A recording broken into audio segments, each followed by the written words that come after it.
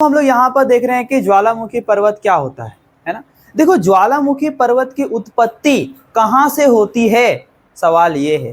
ज्वालामुखी पर्वत की उत्पत्ति होती है स्टेनोस्फीयर से। कहाँ से? अब भाई साहब, इसमें स्टेनोस्फीयर क्या होता है? स्टेनोस्फीयर का मतलब होता है कि ये जो हमारी पृथ्वी है, इस पृथ्वी में अगर हम लोग 100 किलोमीटर की गहराई में चल जाएंगे, कितना, 100 किलोमीटर नीचे चल जाएंगे, तो यहाँ पर बहुत सारा कुछ पिघला हुआ है, गलित अवस्था में है, गला हुआ। इतना गर्मी है कि सब कुछ हो गया है, पिघल गया। कहाँ? धरती से 100 किलोमीटर नीचे बहुत सारा कुछ है जो पिघला अवस्था में है, गला हुआ अवस्था में है। इसी को हम लोग क्या बोलते हैं? मैग्मा। क्या पिघला हुआ है? जमीन के नीचे चट्टान पिघल गया है, जमीन के नीचे का खनिज पिघल गया है, उसको क्या बोलते हैं? मैग्मा। क्या बोलते हैं? यहीं से मैग्मा जो है संवहनीय धारा आती है मैग्मा की। मतलब मैग्मा बहुत ज्यादा गर्म हो जाता है तो गर्म होकर किधर उठता है? ऊपर। किधर उठता है? और जब मैग्मा जमीन के नीचे से ऊपर उठेगा तो जमीन में देगा धक्का, कुछ देगा, और जहां कमजोर देखेगा वहां पर जमीन को फाड़ के निकल जाएगा मैग्मा। और जब जमीन को फाड़ के निकल गया मैग्मा, तो मैग्मा जमा होते होते देखो शंकु का रूप ले लेगा। ये कौन सा रूप है? शंकु का रूप धारण कर लेगा जमा होके। तो ये ज्वालामुखी पर्वत कैसे बना है? जमीन के नीचे से कौन सी आया? मैग्मा। और मैग्मा के जमा होने से क्या बन गया? ज्वालामुखी पर्वत। ध्यान से इस चित्र को देखो, सामने वाला। यहां पर मैग्मा है, मैग्मा किधर उठ रहा है? ऊपर। किधर उठ रहा है? इसने जमीन को क्या कर दिया?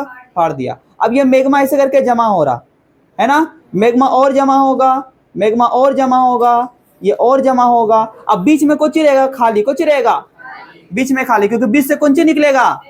बीच से निकलेगा मैग्मा। और ये दोनों तरफ शंकु का रूप धारण कर लिया है। इसको कौन सी बोलेंगे? ज्वालामुखी पर्वत। ज्वालामुखी पर्वत कैसे बना? मैग्मा के जमा होने से। कैसे बना? चूंकि ये पर्वत मैग्मा के जमा होने से बना है। जमा होना को बोलते हैं संचय। काची बोलते हैं? तो इस तरह के पर्वत को बोला जाता है संचयित पर्वत। क्या बोलते हैं? किसे कहते हैं संचयित पर्वत? ज्वालामुखी पर्वत को। क्यों कहते हैं? क्योंकि ये मैग्मा के जमा होने से बनता। इसके बीच में होती है नलिका। क्या होती है? इस नलिका से क्या जाता ऊपर? मैग्मा। क्या जाता है? मैग्मा क्या है? गलित चट्टान, गलित खनिज, सब क्या है? मैग्मा। गला हुआ चट्टान, खनिज, ये सब क्या है?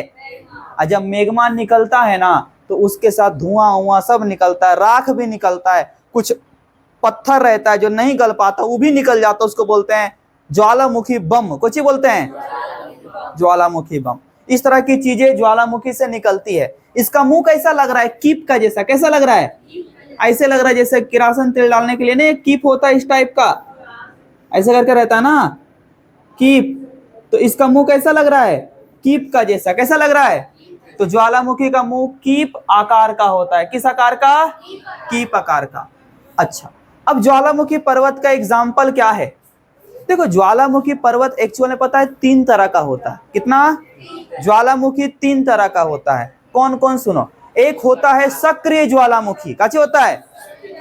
Active volcano. ऐसा ज्वालामुखी जिसमें विस्फोट होते रहता है, उसको बोलते हैं सक्रिय। और एक होता है सुसुप्त ज्वालामुखी, स्लीपिंग वोल्केनो।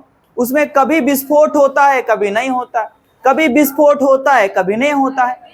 हाँ, एक होता है मृत ज्वालामुखी, डेड वोल्केनो, जिसमें कभी विस्फोट नहीं होता। जैसे बर्मा का जो पोपा है ना, ये मृत ज्वालामुखी, इसमें विस्फोट नहीं होता। इसके ऊपर मंदिर उंदिर बना दिया, सब बैठल रहेगा, कहीं नीचे से विस्फोट वो भी नहीं करेगा। समझेगी नहीं? यह है मृत ज्वालामुखी। कैसा? मृत ज्वालामुखी। तो ज्वालामुखी 3, सक्रिय, सुसुप्त, मृत।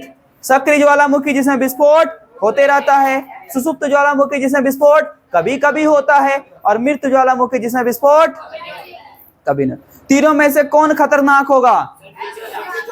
सुसुप्त ज्वालामुखी। कब विस्फोट हो जाएगा आपको नहीं पता।